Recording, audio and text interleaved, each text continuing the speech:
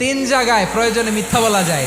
এক নাম্বার, আপনার ওয়াইফকে খুশি করার জন্য, সে একটু এরকম না বলে একটু কৌশল করে বললে খুশি হবে, ওটা বলা যায়। দুই নাম্বার, জীবন মরণের ব্যাপার, যান বাঁচানোর জন্য একটু কৌশল করে ঘুরিয়ে বললেন, এটা জায়েজ। তিন নাম্বার, দুইজন ঝগড়া লাগছে তাদেরকে মিলিয়ে দেওয়ার জন্য কৌশল করে একটু মিথ্যা বলা, ঘুরিয়ে বলা যায়। দুইজনের মধ্যে দেখলেন যে সম্পর্ক খারাপ, একজনরে বললেন, ভাই সে তো ওই দিন আপনার ব্যাপারে অনেক প্রশংসা। কি আমার ব্যাপারে প্রশংসা? কি বললো? এই বললো আপনি নাকি এই করছেন ওই করছেন, অনেক প্রশংসা। লোকটার মন খুশি হয়ে যাবে তার ব্যাপারে, ঠিক কিনা?